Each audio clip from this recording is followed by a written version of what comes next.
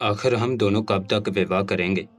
इतने दिन हो गए हैं हमें हवेली से आए हुए, परंतु तुम अभी तक मुझसे विवाह करने पर तैयार नहीं हो। उसने खुद को अर्जुन की मजबूत बाहों के हिसार से बाहर निकालने की अपनी नामुमकिन सी कोशिश की, परंतु अर्जुन ने दोबारा से उसे अपनी आगोश में भर लिया था। उसे मखमूर अंदाज में कहने लगा कि तुम्हें चिंता किस बात की है? मैंने तुम्हें कहा है कि मैं जल्द ही तुमसे विवाह कर लूंगा, और वैसे भी हम दोनों एक हो गए हैं, और यहाँ पर ऐसा कोई भी नहीं है जो हम दोनों को एक दूसरे से दूर करे। तुम चिंता मत करो, मैं तुम्हें कभी भी खुद से दूर नहीं जाने दूंगा।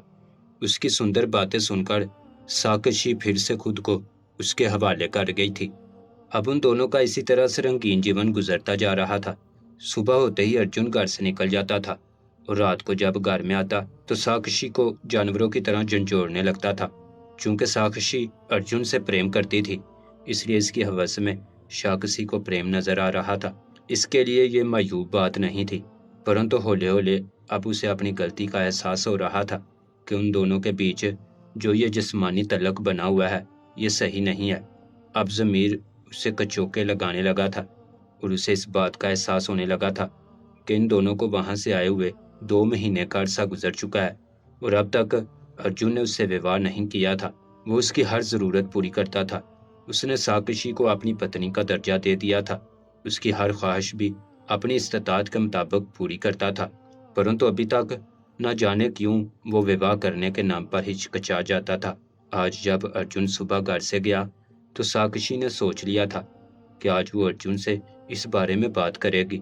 वो जान के रहेगी कि आखिर अर्जुन कब तक विवाह के नाम से टाल मटोल से काम लेता रहेगा। उसे अपनी गलती का भी शिद्दत से एहसास हो रहा था।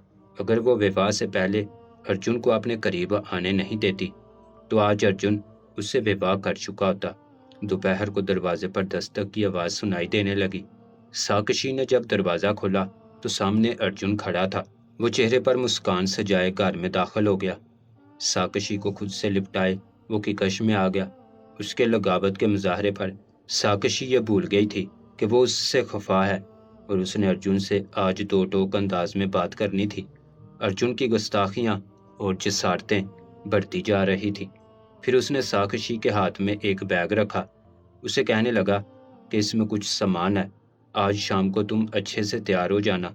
आज मेरे कुछ मित्र घर में आएंगे, और हाँ, तुम इतने दिनों से मुझसे जिस बात का इसरार कर रही थी, आज मैंने सोच लिया है कि तुम्हारी इस बात को भी मैं पूरा कर लूँ। आज मैं तुमसे विवाह करने वाला हूँ। तुम्हें हमेशा के लिए अपने जीवन में शामिल करने वाला हूँ। आज हम दोनों एक हो जाएंगे।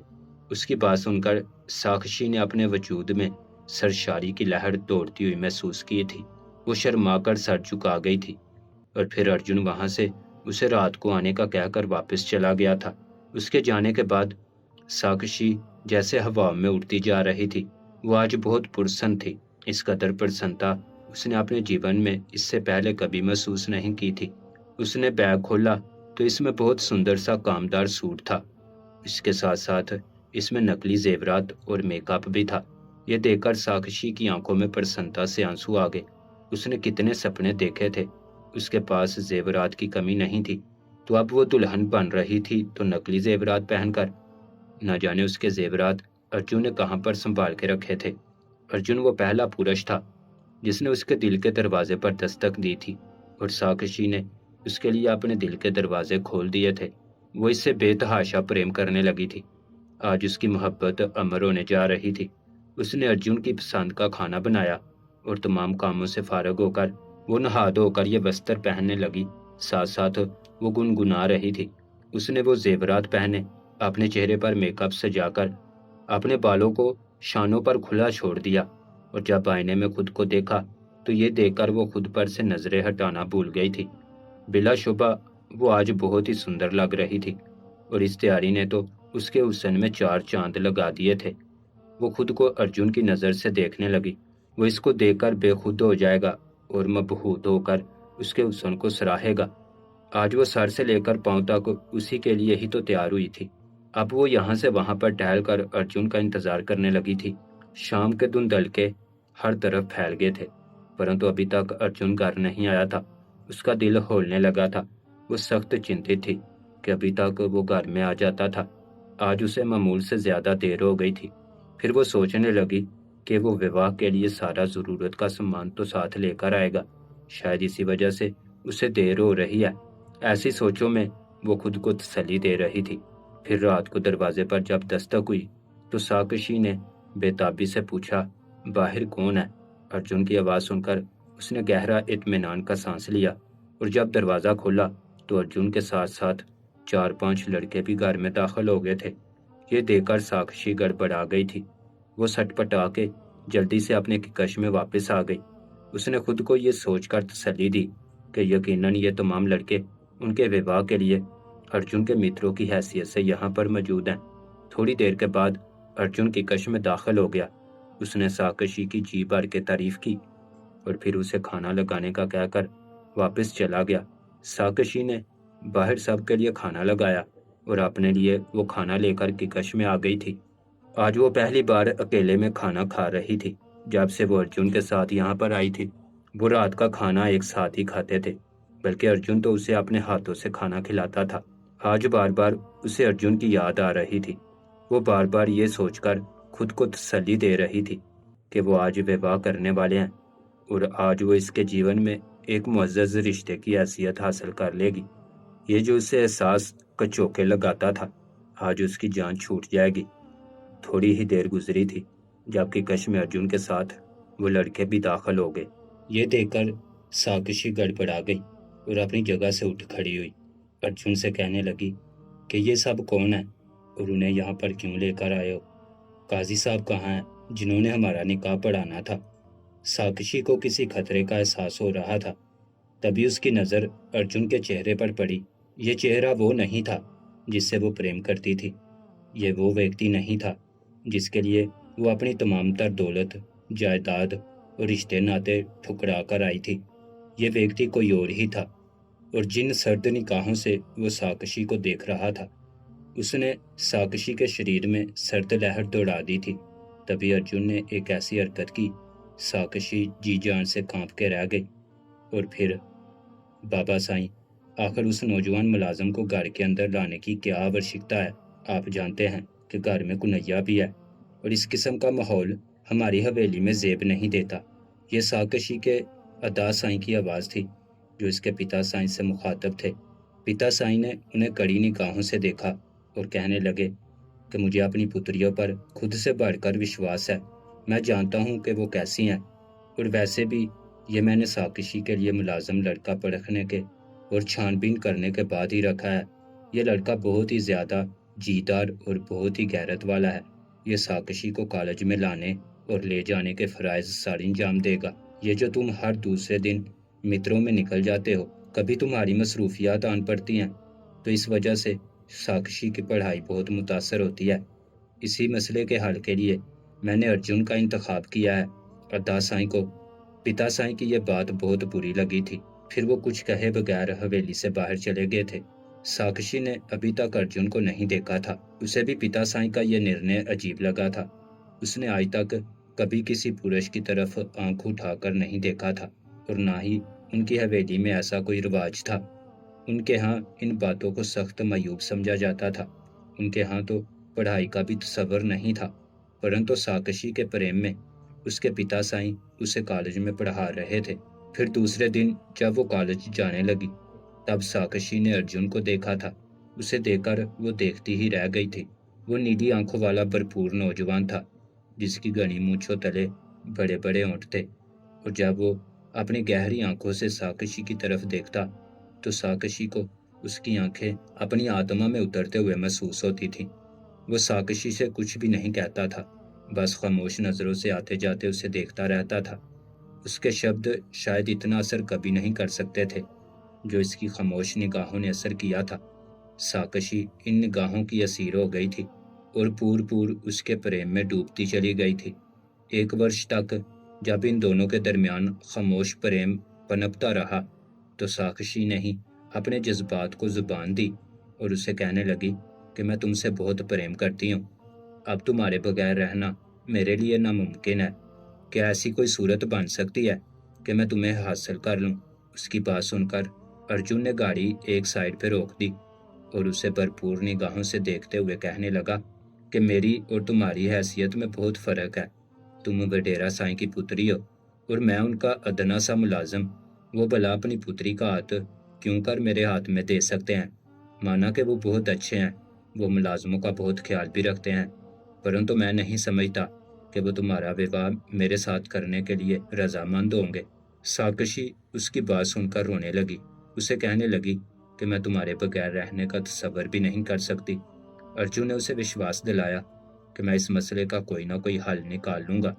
ساکشی پر پریم جیسا انوکھا جذبہ وارد ہوا تھا۔ وہ جیسے ہواؤں میں اڑنے لگی تھی۔ اس کی خوش قسمتی یہ تھی کہ اس کا محبوب اس سے بڑھ کے اسے چاہتا تھا۔ وہ اس کے لیے اپنی جان بھی دینے سے گریز نہیں کرتا تھا۔ وہ خود کو دنیا کی خوش قسمت ترین کنیا سمجھ رہی تھی۔ انہی دنوں اس کے لیے ساتھ والے گاؤں سے ایک رشتہ آ گیا تھا۔ وہ لوگ اس کے پتا سائیں کے ہم پلہ تھے اور جلد ہی ان لوگوں کو ہاں کر دی گئی تھی۔ جب ساکشی کو اس بارے میں پتا چلا تو اس کے دل کی دنیا جیسے اجڑ گئی تھی۔ وہ سخت چنتت تھی۔ وہ کیا کرے؟ دوسری طرف ارجن بھی یہ سب سن کر چنتت ہو گیا تھا۔ ساکشی سے کہنے لگا کہ ہمارے پاس صرف ایک ہی راستہ ہے کہ ہم یہاں سے بھاگ کر وفا کر لیں۔ ساکشی کسی طرح سے بھی یہ بات ماننے کے لیے رضامند نہیں تھی، اور پھر ارجن نے اسے قائل کرنا شروع کر دیا کہ جب ہم دونوں وفا کر لیں گے کچھ سمے کے بعد تمہارے گھر والے مان جائیں گے، اور چنتا مت کرو، ہم دونوں بہت پرسن رہیں گے۔ میں تمہیں کبھی کسی چیز کی کمی محسوس ہونے نہیں دوں گا۔ میں تمہیں اس قدر پریم دوں گا کہ تم خود پر رشک کرو گی۔ اس کی ایسی ہی پریم پری جادوئی باتیں سن سن کر ساکشی جیسے پاگل ہونے کو ہو گئی تھی۔ اگلے دن جب وہ کالج میں جانے لگی تو بیگ میں کتابوں کی بجائے اس نے اپنے اور اپنی ماں کے تمام زیورات بیگ میں ڈال لیے تھے۔ گھر میں اس کے ہاتھ میں جتنی بھی نقدی لگی تھی وہ تمام اس نے اٹھا لی تھی، اور پھر وہ ارجن کے ساتھ کالج کے لیے نکل آئی تھی۔ اس کے بعد ارجن نے گاڑی وہیں پر چھوڑی۔ ساکشی کے زیورات اٹھانے سے اس کے گھر والے سمجھ گئے کہ گھر سے بھاگنے میں ساکشی کی اپنی مرضی شامل ہے، اور وہ ان سب کے منہ پر کالک مل کر ڈرائیور کے ساتھ بھاگ چکی ہے۔ یہ بات سارے گاؤں میں پھیل گئی۔ وڈیرا جو سینہ تان کر چلتا تھا اس کا سر شرم سے جھک چکا تھا۔ بیٹے الگ اسے تانے مارتے تھے کہ منع کیا تھا مت رکھو جوان لڑکے کو، اس سمے اگر ہماری بات سنی ہوتی تو آج ہماری بدنامی نہیں ہوتی۔ ارجن اسے لے کر وہاں سے دور دراز ایک شہر میں آ گیا تھا۔ ان دونوں نے اپنا جیون شروع کر لیا تھا۔ ارجن نے اسے بہت پریم دیا تھا، اس کا بہت خیال رکھتا تھا، مگر ابھی تک اس نے ساکشی سے وواہ نہیں کیا تھا، اور آج جب اس نے ساکشی سے وواہ کرنے کی بات کی تو اپنے ساتھ ان متروں کو لے کر آیا تھا جو اس سمے ہوس بھری للچائی ہوئی نظروں سے ساکشی کو دیکھ رہے تھے۔ ساکشی کو کسی انجانے خطرے کا احساس ہو رہا تھا، اور ایسا ہی ہوا جس بات کا اسے خدشہ تھا۔ ساکشی نے دروازہ اندر سے بند کر لیا تھا، اس کا دوپٹہ اتار کر دور پھینک دیا گیا تھا، اور پھر ہوا کی پتری آدم کے پتروں کی ہوس کا نشانہ بن گئی تھی۔ وہ کنیا جس نے تمام رشتوں کو اپنے پاؤں کی ٹھوکر پر رکھ کے اڑا دیا تھا، اب اس کی بھی عزت کی دھجیاں بکھیر دی گئی تھی۔ اب وہ بھی پریم کے ہاتھوں لٹ گئی تھی۔ وہ اس بات پر جتنا ماتم کرتی کم تھا۔ کافی دیر تک ہوس کا یہی کھیل کھیلا جاتا رہا۔ اس کے بعد وہ لوگ وہاں سے چلے گئے تو ارجن پر ساکشی نے ایک نفرت بڑی نظر ڈالی اور بے ہوش ہو گئی، کیونکہ ایک ساتھ اتنے پورش کی درندگی کا نشانہ بنی تھی۔ وہ آدموئی ہو گئی تھی۔ جب اسے ہوش آیا اسے اپنے وجود سے گھن آ رہی تھی، پرنتو یہ راستہ اس نے خود اپنے لیے چنا تھا۔ اسے پتا تھا اب اس کے بھائی اس کے خون کے پیاسے بن کر گھوم رہے ہوں گے، کیونکہ وہ اپنی حویلی کے پورش کو اچھے سے جانتی تھی۔ سارے ڈر خوف ایک طرف رکھ کر وہ ارجن کے ساتھ اپنے آنے والے جیون کی شروعات کرنا چاہ رہی تھی۔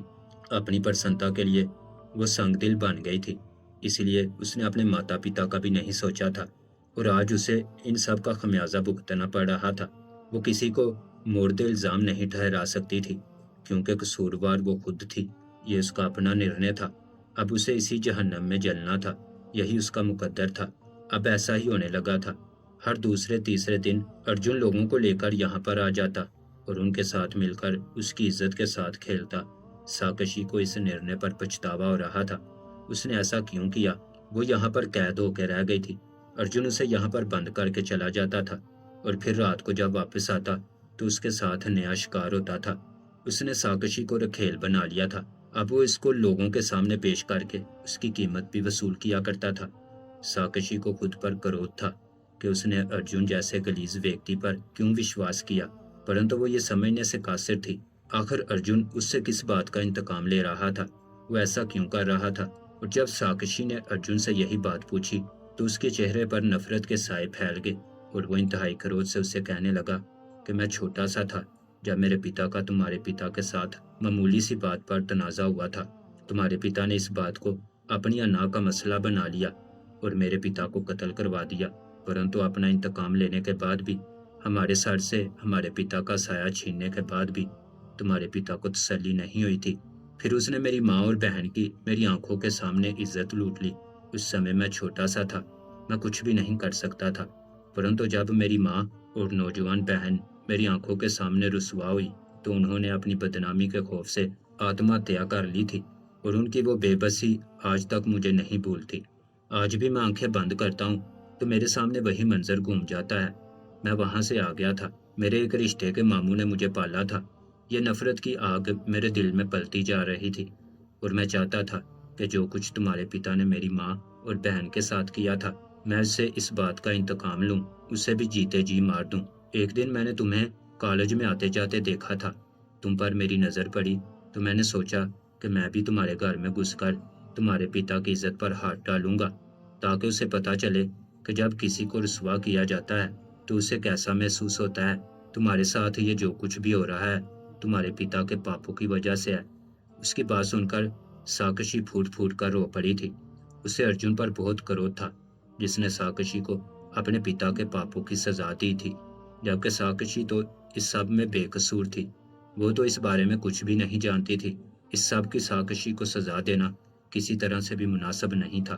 पिछले कुछ दिनों से उसकी तबीयत गिरी गिरी सी रहने लगी थी और अब जब उसकी तबीयत ज्यादा खराब रहने लगी तो असलम उसे लेकर मजबूरन डॉक्टर के पास आ गया था। तब डॉक्टर ने उस पर यह इंकशाफ किया कि वो माँ बनने वाली थी। ये दोहरी अजियत थी जो साकशी जी रही थी। वो नहीं जानती थी कि उसके बच्चे का पिता कौन था, क्योंकि वो कितने ही पुरुष के हाथों खिलौना बन चुकी थी। वो अब बेबसी की इंतहा पर पहुंच चुकी थी। अर्जुन ने उस पर यह मेहरबानी की थी कि जब तक उसके यहाँ बच्चे की विलादत नहीं हुई थी तब तक उसे किसी पुरुष के सामने भी तख्ता मशक नहीं बनाया था, बल्कि वो इसका ख्याल भी रखता था। और फिर साकशी ने जब दो जुड़वा पुत्रियों को जन्म दिया तो वो एक अजीब ही एहसास से दो चार थी। उसे कुछ समझ नहीं आ रहा था कि वो क्या करे। उसे माँ बनने की प्रसन्नता थी या उसे इस बात का गम था कि वो अपने बच्चों के पिता के नाम तक को नहीं जानती थी। वो इन्हें शिनाख्त नहीं दे सकती थी, वो उनका मुस्तकबिल नहीं संवार सकती थी। न जाने इन बच्चों का मुस्तकबिल क्या होना था। वो इन्हीं सोचों में गुम थी जब अर्जुन किसी निर्णय पर पहुंच गया था। साकशी के चलाने और रोकने के बावजूद भी वो इन बच्चों को लेकर वहां से दूर चला गया था और जब वापस आया तो वो खाली हाथ था। साकशी अपने बच्चों के लिए पागल हो रही थी, परंतु अर्जुन ने न जाने कहाँ इन बच्चों को फेंक दिया था। वो साकशी को कुछ भी बताने पर रजामंद नहीं था। साकशी की हालत पागलों जैसी थी और जब अर्जुन उसे घर लेकर आया तो वो बिल्कुल भी अपने हवासों में नहीं थी। कुछ समय तक अर्जुन ने उसे सहन किया और फिर से वही सिलसिला शुरू हो गया था। शायद उसे इस तरह से कमाई खाने की आदत पड़ गई थी। यूं वो पूरा दिन घर में चारपाई तोड़ता रहता, घर में नत नए पुरुष को लाता रहता और साकशी उनके सामने जिंदा लाश की तरह पड़ी रहती। वो इसे नोचते कसूटते रहते और वो खुद को तस्वर में अपनी हवेली में घूमते देखती रहती जहाँ पर वो किसी शहजादी की मानद रह रही थी और यहाँ पे अब वो दूसरों के हाथों खिलौना बनी हुई थी। उस दिन अर्जुन घर में ही था जब दरवाजे पर दस्तक की आवाज सुनाई देने लगी। थोड़ी ही देर के बाद बाहर से अजीबोगरीब शोर की आवाजें सुनाई देने लगी थी। साकशी ये आवाजें सुनकर यकदम होश में आई। उसे ये आवाज जानी पहचानी लगी थी। जैसे ही उसने दरवाजे से जरा सा झांक कर बाहर देखा तो उसे दरवाजे में अपने भाई की हल्की सी शबिया नजर आई थी। वो पूरी तरह से डर गई। अगर वो अपने भाई के हाथ लग जाती थी तो वो जिंदा दरगोर कर दी जाती और उसे इबरतनाक सजा दी जाती। तभी बाहर से गोलियां चलने की आवाज सुनाई दी थी। साकशी के पास यही समय था। वो जल्दी से किकट से बाहर निकली और पिछले दरवाजे से निकलकर वहां से वो दूर भागने लगी।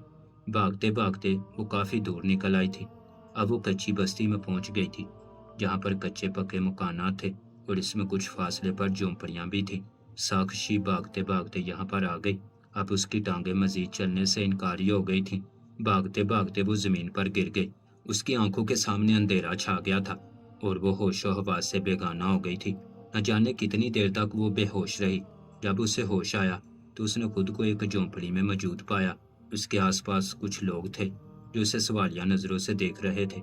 ساکشی نے اپنی جگہ سے اٹھنے کی کوشش کی، مگر درد کی شدت سے وہ اپنی جگہ سے اٹھ نہیں پا رہی تھی۔